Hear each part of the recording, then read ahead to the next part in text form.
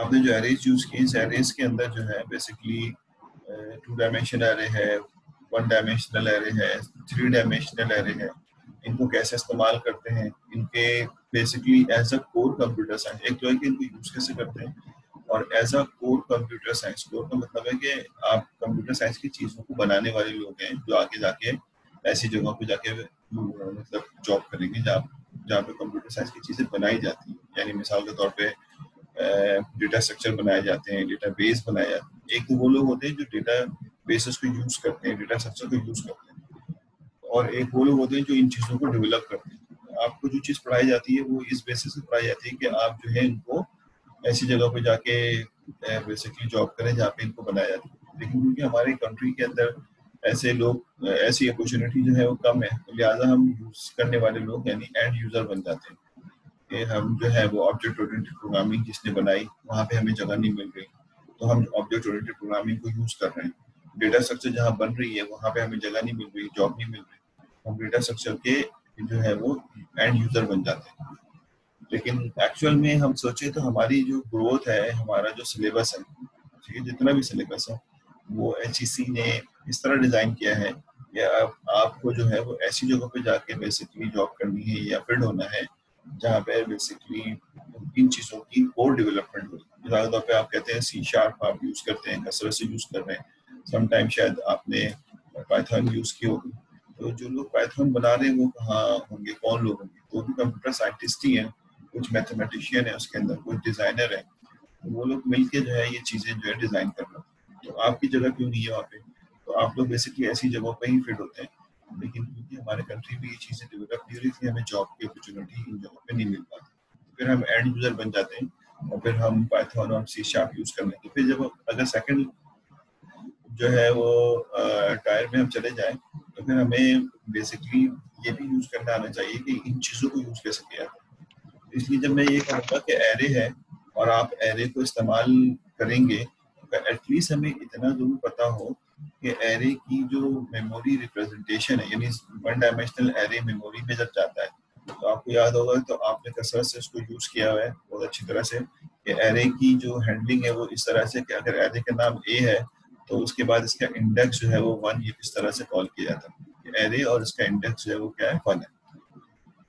अब चाहे इसमें डेटा रखो चाहे इससे डेटा फैच करो, दोनों काम यहाँ किया जाता है। यानी मिसाल के तौर पे अगर आप यहाँ 5 लिख देंगे तो इसकी पहली पोजीशन पर डेटा स्टोर हो जाएगा, और अगर आप लिख देते हैं A एरे है और इसकी डायरेक्ट 10वीं पोजीशन एक्सेस करना चाहें, 10th पोजीशन इंडेक्स के हिसाब से, और यहाँ पे कोई डेटा रखना चाहे मिसाल के तौर पे 51, तो आप आसानी यहाँ पे डेटा जो है वो रख सकते हैं।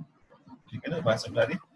तो ये एरे में डेटा, लेकिन एक्चुअल में देखा जाए तो ये जो इंडेक्स है ये तो मेरे और आपके समझने के लिए, कंप्यूटर को यानी ऑपरेटिंग सिस्टम को ये इंडेक्स समझ नहीं आते। ऑपरेटिंग सिस्टम को तो ये समझ आता है कि ये चीज जो एरे है ये मेमोरी में होगा, ये मेमोरी के अंदर रखा होगा ये वाला एरे, यानी अगर कोई एरे बना है तो ये मेमोरी में बना है, और इसका ये वाला सेल जो है ये मेमोरी की स्पेसिफिक लोकेशन पे होगा। इसका ये वाला सेल जो है मेमोरी की स्पेसिफिक लोकेशन पे होगा। ठीक है, लोकेशन यानी मेमोरी जो है वो 8 बाइट की लोकेशन से बेसिकली चॉप कर दिया जाता है, तोड़ दिया जाता है। जब भी आप कंप्यूटर को ऑन करते हैं तो कंप्यूटर जो है, ये हमने ICT में पढ़ा था, कंप्यूटर जो है मेमोरी की एड्रेसिंग करता है। मिसाल के तौर पे इसकी एड्रेसिंग 000 है अगर हम 4 बाइट के हिसाब से बात करें, और इसकी एड्रेसिंग 0001 है, और अगर ये हेक्साडेसिमल में चल रहा है तो 8 बाइट के ये बेसिकली इसकी चॉपिंग करके इसकी एड्रेसिंग कर देता है। तो हमारा एरे का भी एक सेल नॉर्मली 8 बाइट का होता है, या सम टाइम अगर हमारा कंप्यूटर 16 बिट यूज कर रहा है तो 16 बिट का होता है ये, और इस तरह से ये आगे की तरफ बढ़ रहा होता है। तो कंप्यूटर को तो बेसिकली ये एड्रेस नजर आते हैं और हम उसको ये इंडेक्स देते हैं। तो ये इंडेक्स इस एड्रेस पे कैसे मैप होता है ये हमें देखना है बेसिकली, बगैर टाइम कंज्यूम किए, बहुत लेस टाइम कंज्यूम किए बेसिकली। जब एंड यूजर यानी मैं और आप A10 कॉल करते हैं तो वो मेमोरी में स्पेसिफिक लोकेशन पे कहाँ जाता है, ये बात हमें सोचनी है कि ये किस तरह काम होता है। यकीनन इसको बनाने वाले कुछ ना कुछ कंप्यूटर प्रोग्रामर होंगे जिन्होंने इनको मैप किया होगा कि जब आप मेमोरी का कोई लोकेशन यानी एरे की कोई लोकेशन कॉल करते हैं तो वो बआसानी जो है वो इस जगह पे हैंडल हो जाए। तो अब ये हम ज़ाहिर है हमें ये चीज़ें इसलिए समझनी ज़रूरी है कि हम भी एक कंप्यूटर साइंटिस्ट हैं, कल को हमें कहीं ऐसी जगह जॉब करनी पड़े जहाँ पे कोर प्रोग्रामिंग होती हो, तो हमें भी ये बातें समझ आती हो कि किस तरह से ये काम हो। इसी तरह टू डायमेंशनल एरे अगर हम देख रहे हैं तो we can handle the two dimensional array by using the two for loop या टू वाइल लूप या one while one for loop. ये टू डायमेंशनल एरे है, इसको हम बासानी हैंडल कर लेते हैं। लेकिन इशू ये नहीं है, इशू ये है कि ये कंप्यूटर के अंदर जब हम इसको देखते हैं, यानी जब इसका स्टोरेज मेमोरी के अंदर होगा, तो ये मेमोरी में कैसे स्टोर होगा ये हमें समझना है। If you are handling the two dimensional array by using the for loop, लेकिन ये मेमोरी में जब स्टोर हुआ होगा, इसकी मेमोरी रिप्रेजेंटेशन होगी, तो ये कैसे? तो इस तरह के डेटा स्ट्रक्चर जो है वो हमें बेसिकली इसकी मेमोरी रिप्रेजेंटेशन जो है वो ये भी इम्पोर्टेंट है। तो हमें ये पता होना चाहिए बिल्कुल कंक्रीटली, और कि हम इस कोर्स के अंदर जब पढ़ रहे होंगे तो हमें क्या क्या चीज़ें पढ़नी होगी। तो ऐसा नहीं होगा मैं पढ़ाना शुरू कर दूँ और आपको पता ही नहीं है कि हम क्या क्या पढ़ेंगे। तो आपको पहले से ही बात मालूम हो कि हमें हर टॉपिक के लिहाज से, हर टॉपिक के रिगार्डिंग ये चीज़ें जो है पढ़नी है। तो आपको ये बात पहले से मालूम होनी चाहिए कि जब हम कोई टॉपिक शुरू करेंगे, मिसाल के तौर पे एरे शुरू करेंगे, तो एरे के अंदर हमें क्या क्या चीज़ें पढ़नी है। यानी पहले ये स्टेप होगा, फिर ये स्टेप होगा, फिर ये स्टेप। तो हम उससे पहले यानी किसी भी टॉपिक को पढ़ने से पहले थोड़ा सा कोर्स का ओवरव्यू कर लें कि आप आपसे अगर कोई पूछे कि डेटा स्ट्रक्चर क्या होता है, तो आप बेसिकली उसकी डेफिनेशन देने के काबिल हो कि डेटा स्ट्रक्चर क्या है, और आप खुद भी सोच सकते हो कि हाँ डेटा स्ट्रक्चर जो है वो इस चीज़ को कहा जाता है। तो पहले हम इसकी डेफिनेशन को देखेंगे, इसकी ज़रूरत को देखेंगे, फिर कोर्स भी दायरा में लेकर चलना है तो कोर्स की डिस्ट्रीब्यूशन को देखेंगे। तो इस तरह की चीज़ों को देख के आगे जाएंगे। बहुत सारे जो अननेसेसरी स्लाइड में थ्योरी लिखी हुई होती है उनको हम अवॉइड करेंगे जहाँ तक मुमकिन होगा, और जो चीज़ें हम यहाँ पर मतलब लिख सकते होंगे उसको लिखने की पोजीशन पे होंगे, तो उसको लिख के समझाने की कोशिश करेंगे एनोटेशन टूल बॉक्स से, और जो बेसिकली स्लाइड में होंगी तो उसको स्लाइड से समझने की कोशिश करेंगे।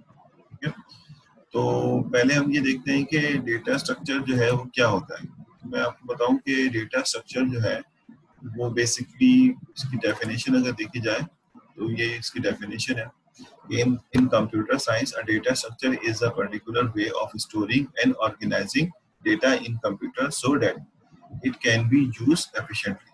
अब ये जो डेफिनेशन है ये तो ज़्यादा लिखी हुई है, उसको हम समझने की कोशिश करते हैं ये इसके पीछे क्या हिडन है। ये जो कंप्यूटर लिखा हुआ है ना, इसका मतलब है कंप्यूटर जो लिखा हुआ है इसका मतलब है मेमोरी के अंदर, कंप्यूटर के मेमोरी में। इन computer science a data structure is a particular way to storing, ये सबसे इम्पोर्टेंट है, storing and organizing data। यानी डेटा स्ट्रक्चर बेसिकली एक स्पेसिफिक तरीकेकार है जिसमें डेटा को स्टोर किया जाता है, ठीक है, और फिर उसको ऑर्गेनाइज किया जाता है इसके अंदर, कंप्यूटर के अंदर, इस तरह से कि वो एफिशिएंटली इस्तेमाल किया जा सके। यानी इसका मतलब ये हुआ कि डेटा स्ट्रक्चर के अंदर डेटा इन्वॉल्व है और स्टोरेज इन्वॉल्व है। सबसे इम्पोर्टेंट डेटा होगा और स्टोरेज, ठीक है।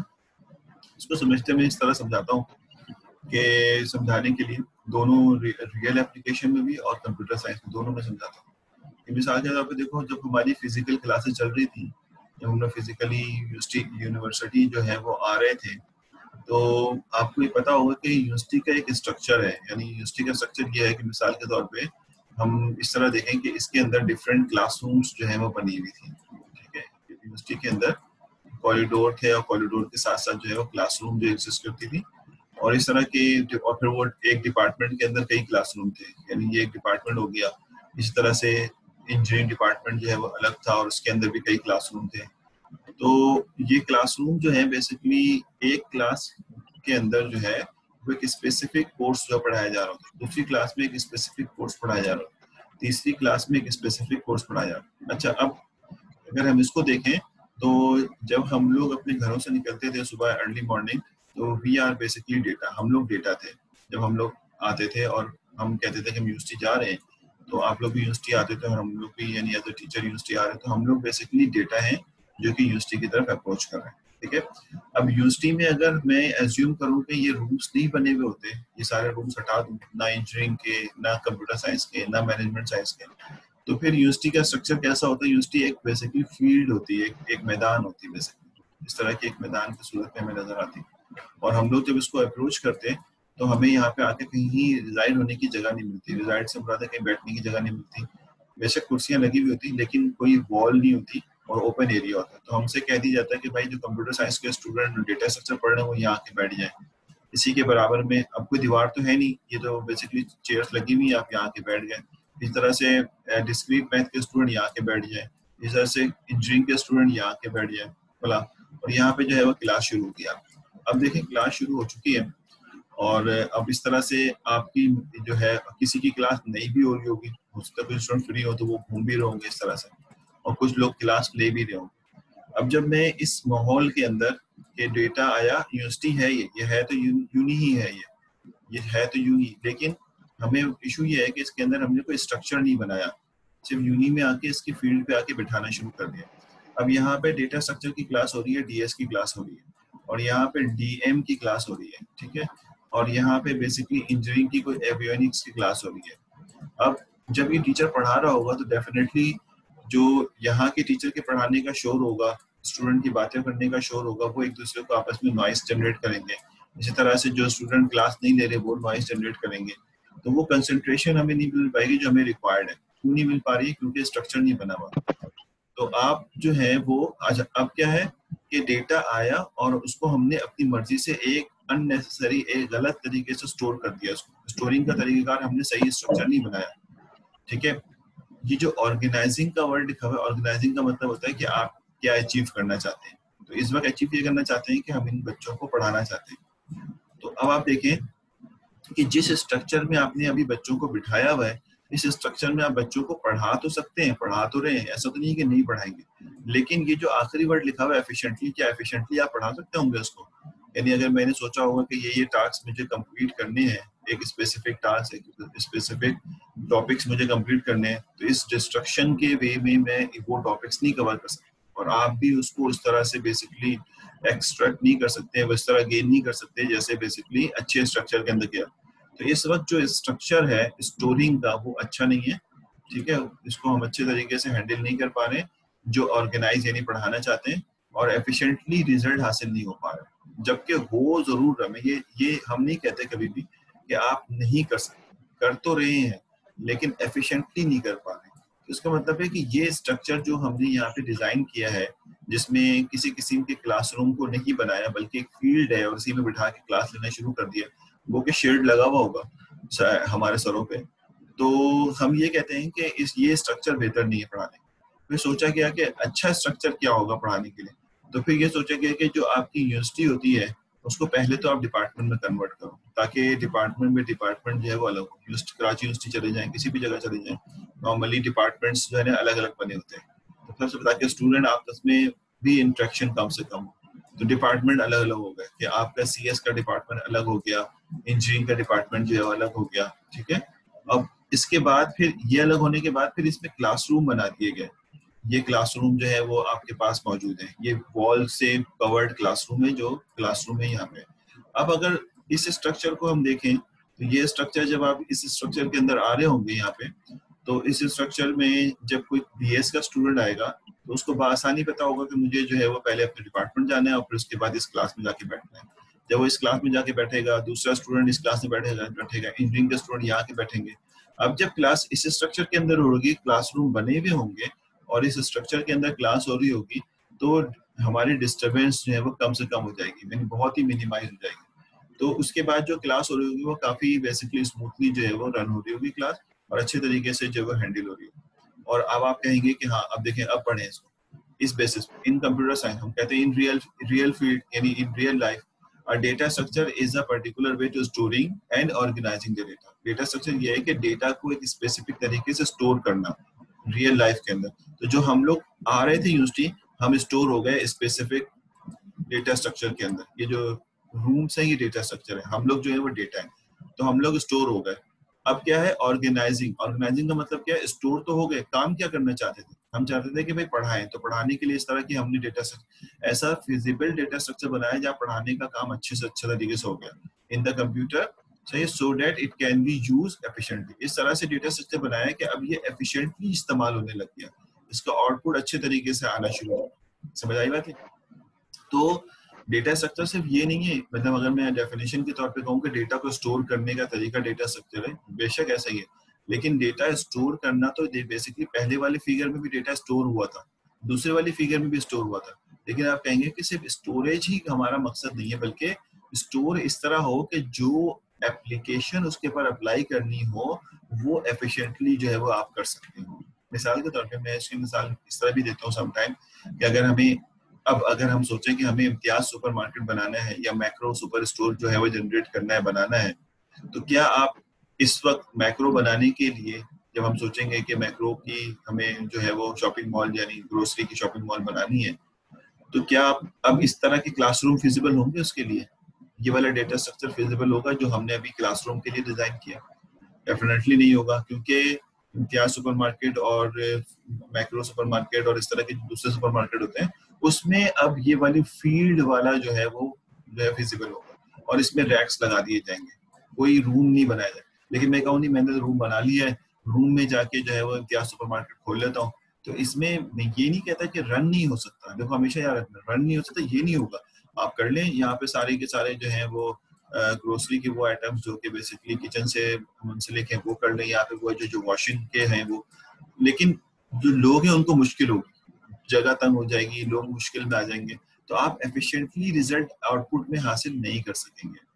तो बात क्या हो रही है कि आप कर सकते हैं, अगर आपने गलत डेटा स्ट्रक्चर पिक कर दिया है काम करने के लिए, तो आप ये नहीं कि काम नहीं कर सकेंगे, लेकिन एफिशिएंटली हासिल नहीं कर सकेंगे। यानी अगर आपने इम्तियाज सुपरमार्केट इस क्लासरूम में बना लिया तो आप अपने काम को चला तो लेंगे लेकिन एफिशिएंटली नहीं चलाएंगे। डेटा भी स्टोर हो गया, क्योंकि जो इम्तियाज सुपरमार्केट का जो मटेरियल है वो डेटा है वो स्टोर हो गया, लेकिन जब आप उसमें ऑर्गेनाइज करेंगे यानी उसको रन करना शुरू करेंगे तो रिजल्ट एफिशिएंटली हासिल नहीं कर सकेंगे। सिमिलरली अगर मैं कहूँ कि इस तरह के स्ट्रक्चर के अंदर कोई प्ले ग्राउंड बनाना है, यानी आपने क्रिकेट सीखनी है, तो क्रिकेट के लिए डेटा स्ट्रक्चर नहीं हो सकता, क्रिकेट के लिए डेटा स्ट्रक्चर एक मैदान होना चाहिए जहाँ पे आपको सिखाया जाए।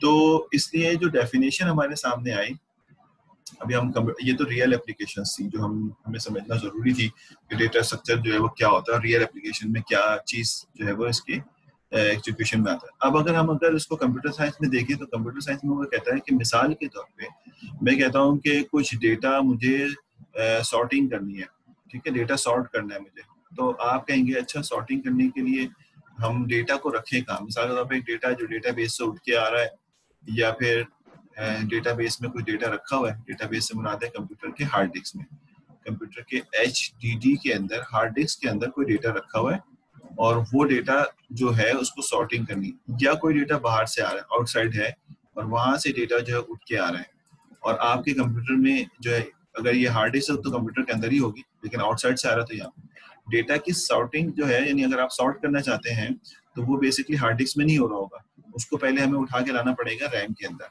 अब सवाल यहाँ पे ये पैदा होता है कि सॉर्टिंग करना एक एक ऑर्गेनाइजेशन है, एक एप्लीकेशन है, कि मुझे टास्क पता है कि मुझे डेटा जो यहाँ से उठा के मैं ला रहा हूँ उसको सॉर्ट करना है मुझे। अब जो आपके पास ये मेमोरी है ये बेसिकली ऐसी है जैसे एक फील्ड, थोड़ी देर पहले मैं बता रहा था, ये एक फील्ड है, बिल्कुल एक ब्लैंक फील्ड है, इसमें एड्रेसिंग हुई हुई है इस तरह से, और ये ब्लैंक फील्ड है। अब सोचना हमें ये है कि ये डेटा जो इसको सॉर्ट करना हम चाहते हैं, इसको जब मैं मेमोरी में लाऊंगा तो एज इट इज नहीं रख दूंगा, पहले मुझे इसका डेटा स्ट्रक्चर, कोई भी डेटा मेमोरी में आता है वो स्पेसिफिक डेटा स्ट्रक्चर के अंदर जाके स्टोर होता है, चाहे वो वेरिएबल फॉर्मेट में हो, चाहे वो किसी स्पेसिफिक डेटा स्ट्रक्चर। आपने जितने डेटा स्ट्रक्चर पढ़े, मिसाल के तौर पे एरे पढ़ लिया है आपने, मिसाल के तौर पे जो है वो आपने मिसाल के तौर पे जो है वो एरे पढ़ लिया, लिंक लिस्ट पढ़ ली, और इस तरह की जो, तो सोचना यह है कि मुझे करना है इस वक्त सॉर्टिंग, तो सॉर्टिंग के लिए मुझे कौन सा डेटा स्ट्रक्चर जो है वो फिजिबल होगा। आप कहेंगे लिंक लिस्ट यूज कर लें, तो आप कहेंगे पता नहीं अच्छा है या नहीं है, तो आप जब डेटा को यहाँ लेके आते हैं, अगर मिसाल के तौर पर एरे में रखना चाहते हैं तो पहले एरे का स्ट्रक्चर यहाँ बनाएंगे, जैसे आपने कहा था कि ये यूनिवर्सिटी है तो पहले रूम्स बनाएंगे और फिर स्टूडेंट्स को इसमें जाके बिठाएंगे, तो इसी तरह से ये एक फील्ड है, इसमें पहले आप डेटा स्ट्रक्चर डिजाइन करेंगे, डेटा स्ट्रक्चर डिजाइन करने के बाद डेटा को इसके अंदर रिजाइड करेंगे, रिजाइड करने के बाद फिर सॉर्टिंग यानी ऑर्गेनाइजेशन या ऑर्गेनाइजिंग या एप्लीकेशन अप्लाई करेंगे।